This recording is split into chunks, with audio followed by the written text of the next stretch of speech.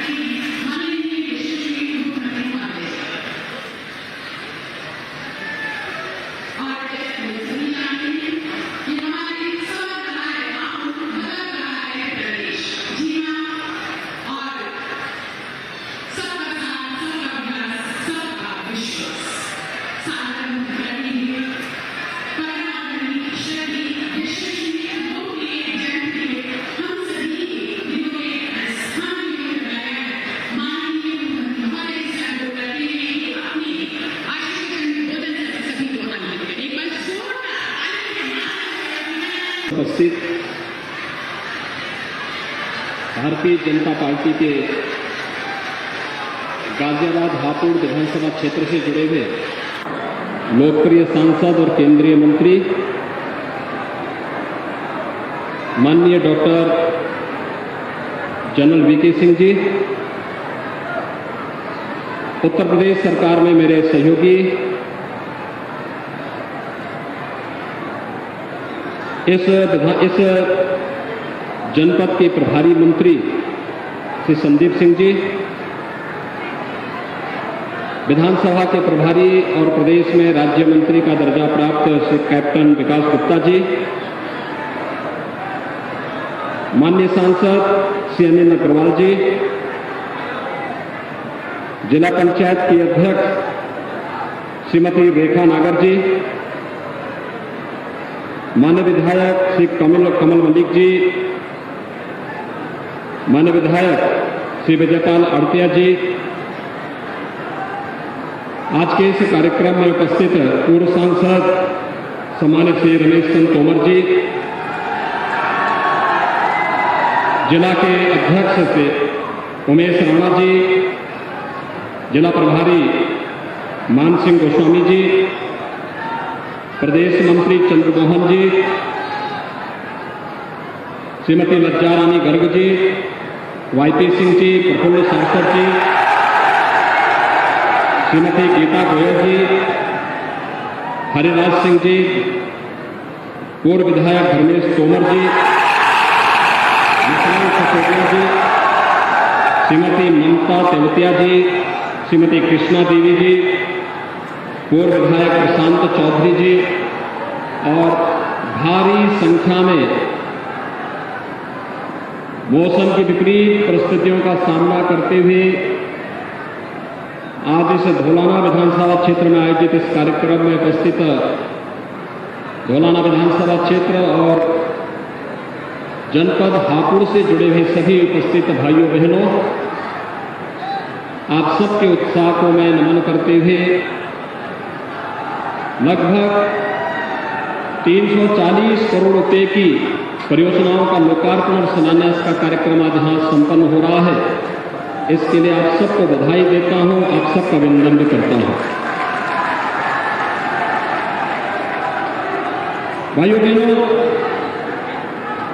जब मैं आज प्रातः गाजियाबाद से नोएडा के लिए प्रस्थान कर रहा था, तब मुझे बताया गया था कि मेरठ, हापुड़ और आसपास के क्षेत्र में भारी बरसात हो रही है और मुझे स्वयं इस बात के लिए मैं सशंकित था कि पता नहीं मौसम की विपरीत परिस्थितियों में यहां का एक कार्यक्रम, पिलखुआ का एक कार्यक्रम आयोजित हो पाएगा कि नहीं हो पाएगा, क्योंकि कार्यक्रम स्थल पर पानी भर गया था, चारों ओर मूसलाधार बारिश थी। लेकिन आप सबने इस सब के बावजूद जो उत्साह दिखाया, मुझे लगता है कि इंद्र भगवान भी आप ही के स्वागत के लिए बरस रहे थे। आप सबका मैं अभिनंदन करता हूं, आपकी इस उपस्थिति के लिए और आपके इस उत्साह के लिए आप सभी का हृदय से स्वागत है। भाइयों बहनों, आज विकास की ढेर सारी योजनाओं को लेकर के हम लोग यहां पर आए हैं। याद करिए, विकास की योजनाएं हापुड़ जनपद की तीनों विधानसभा क्षेत्र की है। सरकार ने विकास के मामले में भेदभाव किसी के साथ नहीं किया, लेकिन अगर धौलाना विधानसभा क्षेत्र से भी भारतीय जनता पार्टी का विधायक होता तो संभवतः विजयपाल आड़ते और कमल मलिक की तरह ही उसकी प्रॉपर पैरवी करके बड़ी बड़ी परियोजनाओं को यहां पर में लाने का काम किया होता और विकास की योजनाओं का लाभ और तेजी के साथ मिलता। ये रूटीन के विकास की जो योजनाएं या जो जनरल साहब सांसद के रूप में हमारे सामने रख देते हैं, वे योजनाएं यहां आई हैं, आ रही हैं, उनका लाभ यहां के लोगों को प्राप्त भी हो रहा है। लेकिन कोई बड़े प्रोजेक्ट जो हापुड़ जनपद में लागू हुए हैं, जिनके कारण यहां के प्रत्येक नागरिक के जीवन में सुख और समृद्धि का एक मार्ग प्रशस्त होने वाला है, उससे कहीं न कहीं हम लोगों ने उससे कहीं न कहीं एक कमी रहने दी। और इसीलिए एहसास कराने के लिए आया हूं कि धौलाना जो खामी पिछले दिनों किन्हीं कारणों से रही है, हमारा संकल्प होना चाहिए कि अब विकास, क्योंकि विकास ही हम सबके जीवन में सुख और समृद्धि लाएगा, इसका कोई विकल्प नहीं। अगर हम इस दिशा में आगे बढ़ पाएंगे तो मैं विश्वास के साथ कह सकता हूं कि जनपद की अपनी जो पहचान है, उस पहचान के साथ यहां का नागरिक और उस पहचान के साथ आगे बढ़ते हुए हम प्रदेश के समृद्धितम जनपदों में हापुड़ को आगे बढ़ाने में सफल हो सकते हैं। और ये आज की सबसे बड़ी आवश्यकता है। ये विकास की परियोजनाएं अलग अलग कार्यों के लिए अलग अलग क्षेत्रों से जुड़ी हुई योजनाएं हैं। इसमें स्कूल का भी है, हॉस्पिटल का भी है, जल जीवन मिशन में शुद्ध पेयजल का भी है, सब स्टेशन के निर्माण का भी है, सड़कों का भी है। अलग अलग प्रकार की योजनाओं को इसके साथ जोड़ा गया। वेलनेस सेंटर के निर्माण का भी है। यानी हर एक क्षेत्र में रोजगार की संभावना के साथ साथ हर एक नागरिक के जीवन में कैसे हम खुशहाली ला सकते हैं, ये इसका आधार बन सके। और इसी को ध्यान में रख करके वर्तमान में प्रदेश सरकार आपके सामने आई है, आप सबका आह्वान करने के लिए। भाइयों बहनों, आपने अभी हाल ही में कोरोना महामारी के खिलाफ एक बड़ी लड़ाई में शासन का योगदान दिया है, साथ दिया है। कोरोना का खतरा भी समाप्त नहीं हुआ है। कोरोना के लिए जो निर्धारित प्रोटोकॉल है, जो गाइडलाइन है, जिसके बारे में प्रधानमंत्री मोदी जी पहले दिन से पूरे देश का आह्वान कर रहे हैं, उस गाइडलाइन का अक्षरशः पालन करने की स्थिति हमारे सामने होनी चाहिए। क्योंकि इस सदी की सबसे बड़ी महामारी है। और याद रखना, हमारे जनप्रतिनिधियों के सहयोग से तमाम स्वयंसेवी संगठनों के साथ मिलकर के प्रशासन ने, हेल्थ वर्कर्स और कोरोना वॉरियर्स ने जितना अच्छा कार्य प्रस्तुत करने का प्रयास हो सकता था, उस महामारी में अपनी स्वयं की जान की परवाह के बगैर एक एक नागरिक के जीवन को भी और उसकी जीविका को बचाने का जो अभिनव कार्य हुआ है, वह तमाम अन्य राज्यों के लिए और दुनिया के तमाम देशों के लिए भी एक उदाहरण बना है। और आज यूपी मॉडल के रूप में लोग इसे जान रहे हैं। यह यूपी मॉडल बदलता हुआ उत्तर प्रदेश है, नए भारत का नया उत्तर प्रदेश। और नए भारत का यह नया उत्तर प्रदेश, जहां पर विकास और सुशासन के लिए जगह होगी, हर एक नागरिक को सुरक्षा की गारंटी होगी, लेकिन जीवन के साथ और निर्दोष नागरिकों की सुरक्षा के साथ खिलवाड़ करने की छूट किसी को नहीं होगी। और सरकार यही कहने के लिए आज आपके पास आई है। यह वही पश्चिमी उत्तर प्रदेश है। भाइयों बहनों, 4.5 वर्ष पहले जब हम लोग इस क्षेत्र में आते थे, 2017 के लोक विधानसभा के चुनाव में, 2014 के लोकसभा चुनाव के समय प्रचार के लिए आते थे, एक ही आवाज लगती थी। किसी कार्यकर्ता के घर में जाते थे तो घर में एक ही आवाज वहां से घर के अंदर से माताओं की और बहनों की सुनाई देती थी। और आवाज होती थी कि क्या हमारी बहन बेटियां सुरक्षित हो पाएंगी। पश्चिमी उत्तर प्रदेश में इस प्रकार की स्थिति, और जब मर्जी आती थी तब बड़ा बड़ा दंगा हो जाता था। मुजफ्फरनगर का दंगा कौन नहीं भूला, क्या नहीं होता था। लेकिन आपने 4.5 वर्ष के अंदर देखा होगा, पश्चिमी उत्तर प्रदेश या पूरा उत्तर प्रदेश, हमने दंगा मुक्त प्रदेश बनाने का जो संकल्प लिया था, उत्तर प्रदेश ने उसे अक्षरशः पूरा किया है। सरकार ने उसे पूरा किया है।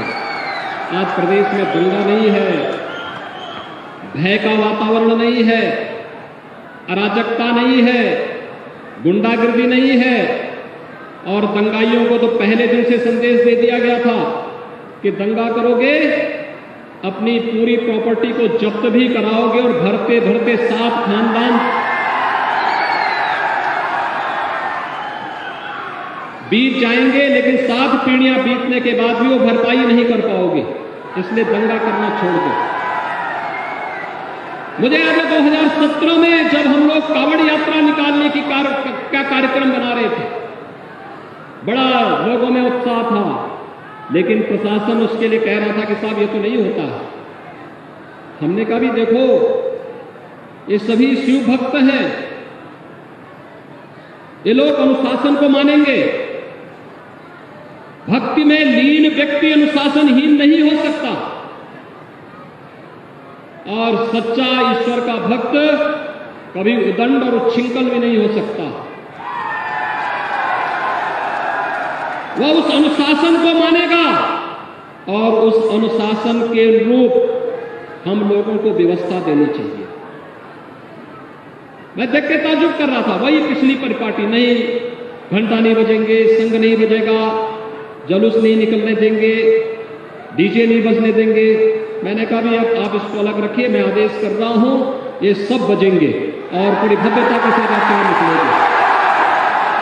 भाइयों बहनों, आपने देखा होगा गाजियाबाद से हरिद्वार के बीच 4 करोड़ श्रद्धालु शामिल होते हैं।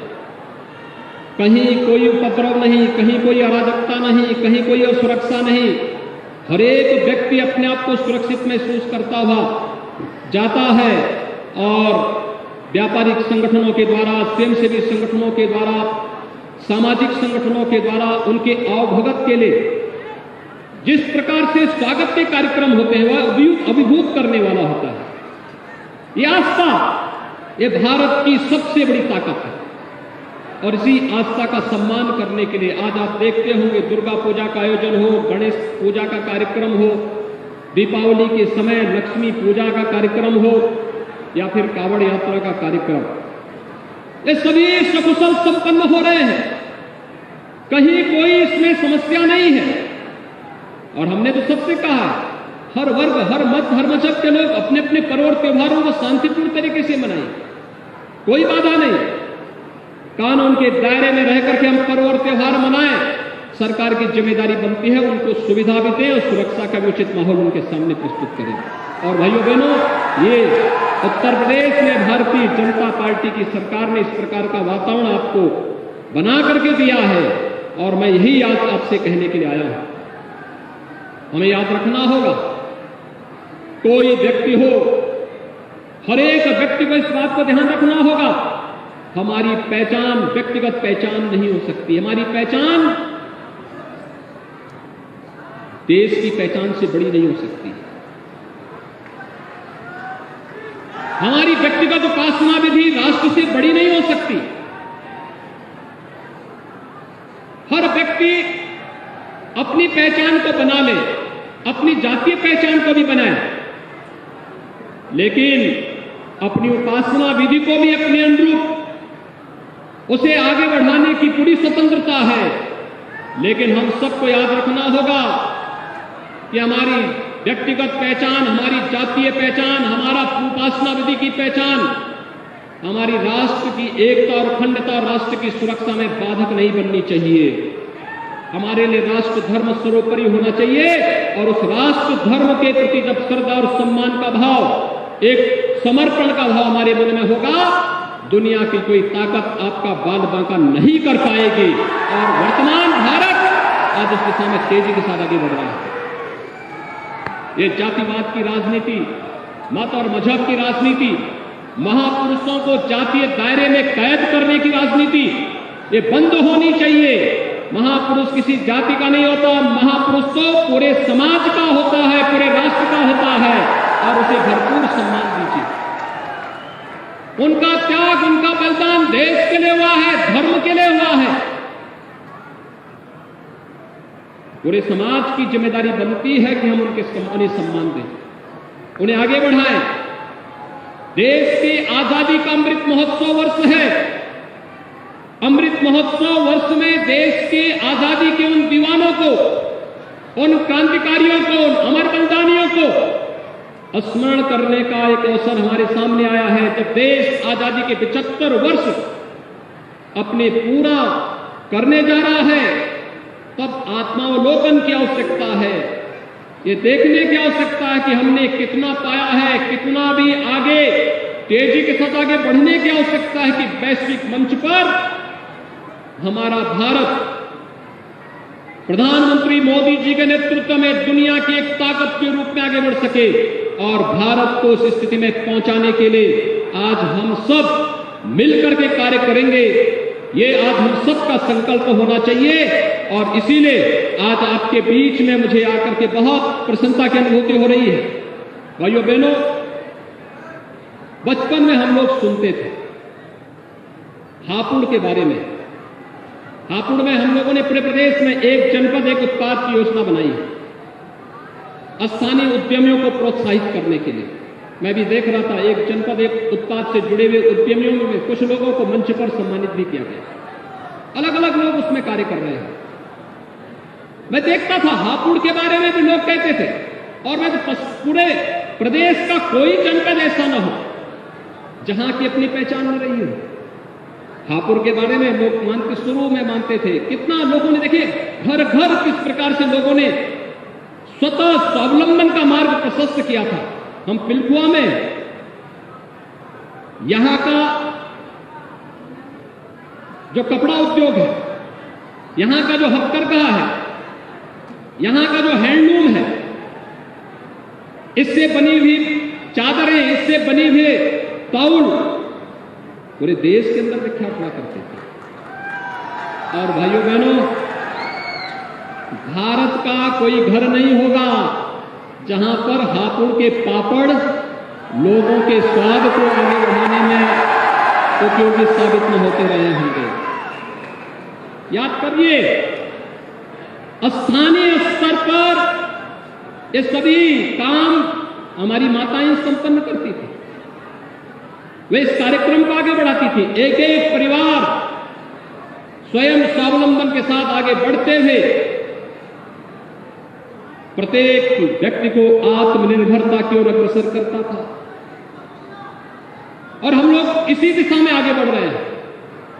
मेरठ में जाते थे, मेरठ की रेवड़ियां किसको याद नहीं होंगी, लेकिन समय के अनुरूप हम लोग आधुनिक खान पान की तरफ बढ़ते गए, अपनी उन स्थितियों से पीछे हटते गए, और आज देखते ही देखते नए तरीके से चीजें देखती हैं। हम सबको अपने उन पुराने उत्पाद को फिर से आगे बढ़ाने की दिशा में प्रयास करना होगा। ये घर घर में कार्य हो सकता है। हर परिवार को, स्वयंसेवी समूह को इस दिशा में आगे बढ़ाया जा सकता है। राज्य सरकार ने दिशा में प्रयास प्रारंभ किए हैं। उत्तर प्रदेश एक जनपद एक उत्पाद के कार्यक्रम को आगे बढ़ाने के बाद देश के अंदर एक्सपोर्ट के एक हब बनने की ओर अग्रसर है। 1,21,000 करोड़ रुपए के उत्पाद को उत्तर प्रदेश आज के दिन पर दुनिया के विभिन्न देशों को एक्सपोर्ट कर रहा है। इतनी बड़े पैमाने पर एक्सपोर्ट उत्तर प्रदेश में लोगों के लिए कौतूहल और आश्चर्य का विषय बना हुआ है, लेकिन ये सच्चाई है, ये हो भी रहा है। और इसलिए भाइयों बहनों, आज के इस अवसर पर मैं आप सबको इस बारे में आह्वान करूंगा, हमें विकास के पर फोकस करना होगा।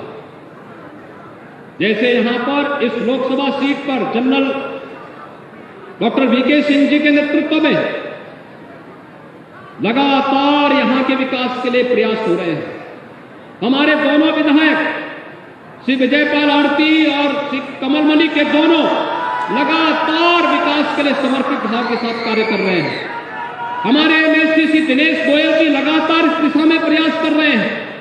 लगातार बनने के बाद से जब भी लखनऊ में मुलाकात होती है, विकास की किसी न किसी जनपद की योजना को लेकर के अवश्य बात करते हैं। कैप्टन विकास गुप्ता जब इस क्षेत्र में, जब लखनऊ में आते हैं, कृषि क्षेत्र में क्या सुधार हो सकते हैं, क्या हम नयापन दे सकते हैं, इस दिशा में भी उनके द्वारा निरंतर सरकार को सुझाव भी दिए जाते हैं।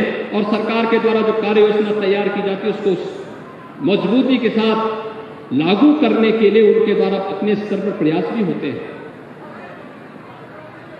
हर एक नागरिक को जुड़ना होगा इन सब के साथ। और आज उसी दिशा में आगे बढ़ते हुए राज्य सरकार तेजी के साथ आगे बढ़ रही है।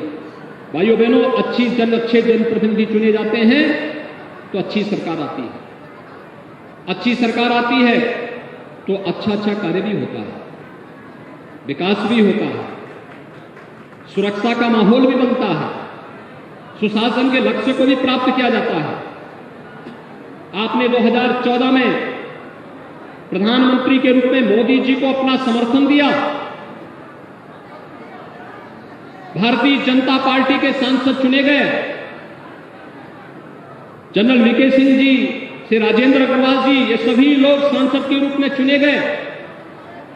डॉक्टर महेश शर्मा जी, ये सभी लोग चुने गए। 2019 में आपका आशीर्वाद फिर प्राप्त हुआ। और आपने देखा होगा मोदी जी ने जो कहा सो करके दिखाया। कश्मीर में धारा 370 आतंकवाद की जननी थी, सदैव के लिए समाप्त हो गई, सदैव के लिए समाप्त कर दिया गया।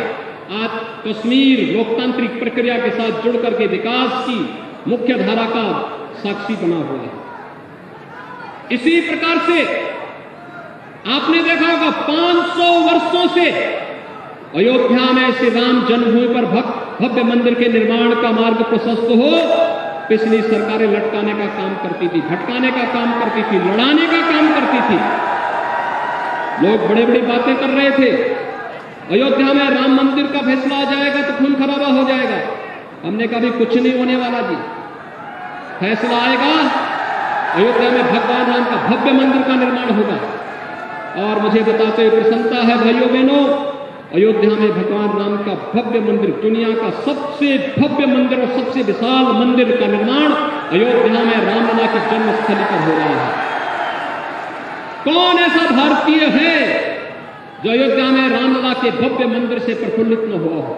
वह भारत का हो, भारत के बाहर का हो। बड़ी उत्साह और उमंग लोगों में है। और हमें याद रखना होगा, आज जो भी चल रहा है वर्तमान में, आपने देखा होगा, एक तरफ राष्ट्र निर्माण को, राष्ट्र भारत को नए भारत की ओर, एक भारत श्रेष्ठ भारत की ओर प्रधानमंत्री मोदी जी के नेतृत्व में भारत सरकार तेजी के साथ आगे बढ़ाने का कार्य कर रही है। उत्तर प्रदेश उसका अनुसरण करते हुए तेजी के साथ विकास, सुरक्षा और सुशासन के एक नए मॉडल के रूप में खड़ा हो रहा है।